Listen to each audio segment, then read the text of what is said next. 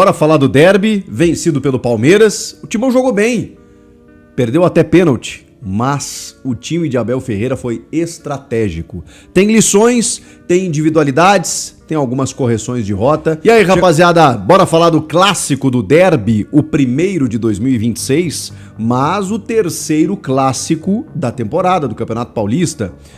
O Palmeiras venceu todos e o Corinthians está sem ganhar nenhum, porque empatou com Santos e São Paulo, mesmo fazendo bons jogos. E esse jogo contra o Palmeiras também foi um bom jogo do Corinthians, mas aí a gente precisa entender o que aconteceu. E acho que é muito claro, essa análise ela não é nenhuma questão inovadora, não vou inventar a roda aqui, você provavelmente tenha feito a mesma leitura que eu. O Corinthians entrou com uma formação só com uma alteração daquilo que a gente imaginava, né? O André Carrilho teve um incômodo no adutor da coxa antes de ser confirmado no jogo, e aí o Matheus Pereira entrou, até dando uma sustentação melhor. O Ranieri por vezes baixa como terceiro zagueiro, acho que o Ranieri fez um bom jogo. O Matheus Pereira também até tomar um cartão amarelo no final do primeiro tempo, e isso tirou ele um pouco do prumo. Mas ele é muito bom jogador tecnicamente, tem um passe vertical, olhando pra frente, e aí você tem um volante quase armador, né, à frente do Ranieri, pra poder dar combate, também fazer desarme e ao mesmo tempo ajudar na armação do time. O Breno Bidon, pra mim, foi talvez o melhor jogador do Corinthians em campo, em termos ofensivos, criativos e defensivos, inclusive. Impressionante como o Bidon ele evolui e amadurece a cada jogo. Eu tô fazendo aqui alguns pontos do jogo, porque assim, o resultado tá aí, tá posto, né? O que você tira dele? E tem algumas questões que independem do resultado. O Bidon fez um grande jogo, mas um grande jogo. Perdeu uma bola muito boa no primeiro tempo, numa recuperada do Memphis, né? Pelo lado direito, em que ele consegue fazer o giro, dá o passe à frente, o Bidon faz aquela chapa em curva, né? Tentando tirar do goleiro, mas a bola vai pra fora, era uma boa oportunidade. Mas enfim, o Corinthians perdeu outras oportunidades também. O Bidon foi um jogador que ele gera muito jogo, ele busca o jogo, ele tem um mapeamento do campo, assim. Cara, tô cada vez mais encantado com o Breno Bidon. Jogou demais.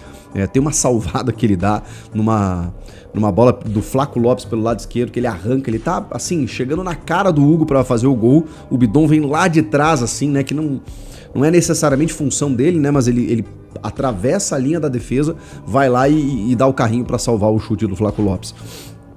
O André, eu senti um pouquinho a falta dele no jogo. É muito diferente do André que jogou contra o Flamengo, por exemplo, na final da Supercopa, botou o jogo no bolso naquela partida, a gente falou sobre isso, mas no derby eu senti um pouco de falta do André. No primeiro tempo, o Corinthians foi superior. Aliás, o Corinthians foi melhor do que o Palmeiras o jogo inteiro. O final do jogo terminou 1-0 pro Palmeiras, né? Mas o que eu quero dizer? Em termos de volume de jogo, em termos de concatenação de jogo, né? De você criar triangulações, de você construir jogadas, de você ter mais a bola, de você ter mais domínio territorial, tudo foi pró-Corinthians. O Corinthians sempre esteve mais perto de vencer o jogo do que o Palmeiras. Mas o futebol é disso, né? O Palmeiras foi muito estratégico. Eu já vou explicar o porquê. No primeiro tempo, o Corinthians, apesar de ter o domínio territorial, errou muitos passes, especialmente com o Matheus Bidu, pelo lado esquerdo. Em alguns momentos, ele entregava uma bola pro contra-ataque do Palmeiras. E o Palmeiras adotou esse jogo desde o primeiro minuto até o minuto 90. O gol do Palmeiras, que sai no finalzinho com o Flaco Lopes, é uma bola que o Palmeiras espera desde o primeiro minuto de jogo. Por isso que eu falo que o Palmeiras foi estratégico e resiliente e paciente no jogo, porque o gol sai numa jogada que o Palmeiras esperou o jogo inteiro.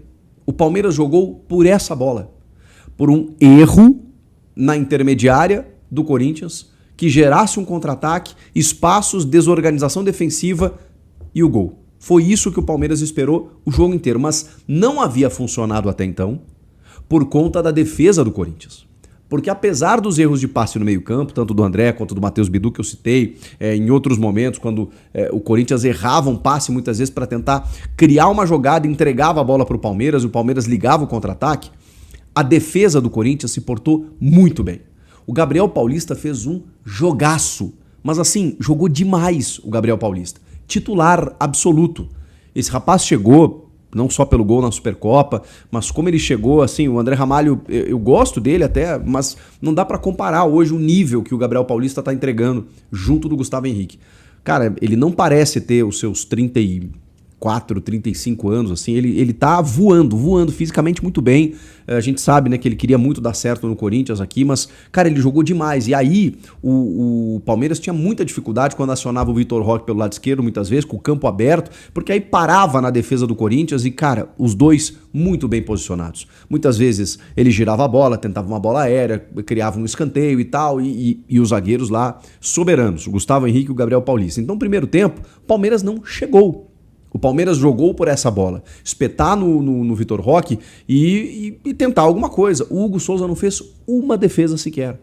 O Alan, que é a joia palmeirense, não tocou no caroço no primeiro tempo. Por quê? Porque ele ficou aberto pelo lado direito e o jogo do Palmeiras aconteceu pelo lado esquerdo. Até porque o Bidu sobe muito e o Alan tinha que se preocupar com ele. Então o Palmeiras não conseguiu atacar pelo lado do Alan. Andréas Pereira, que é protagonista no lance do pênalti, já vou falar sobre isso, é um cara que, assim, é para ele construir jogo no Palmeiras, mas a bola não passou por ele. Era ligação direta. Era Maurício, muitas vezes, né, ligando no Vitor Roque ou o Flaco Lopes, quando atacava um pouco pelo lado direito lá e tal. No primeiro tempo, o Palmeiras não conseguiu jogar. E o Corinthians teve o domínio, e quando encaixava um passe ou outro, chegava com perigo. Mas também não conseguiu criar chances tão claras assim. Teve o domínio do jogo, mas não a ponto da gente entender que, o Corinthians vai fazer esse gol até o lance do pênalti. O lance do pênalti é um lance claríssimo para você abrir o placar. Era uma bola parada, tudo mais, mas um pênalti cometido pelo Carlos Miguel ou pelo Marlon Freitas. Eu sei que é um pênalti que vai gerar muita discussão, o próprio Abel Ferreira não concordou com a marcação, que novidade, né? E muita gente também não concordou, porque o Carlos Miguel, enfim, ele vai socar a bola, mas ele não atinge a bola, né? Ele atinge o Gustavo Henrique.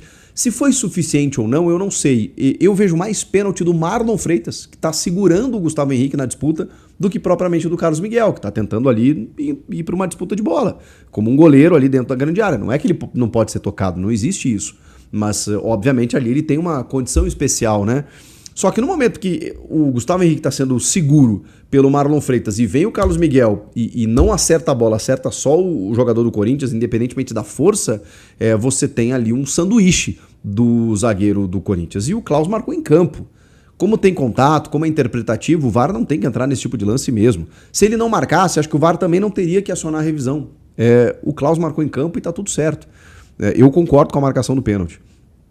E aí o Memphis foi pra bola, a gente sabe que o Yuri tá com um aproveitamento péssimo, e o Memphis, também é batedor de pênaltis.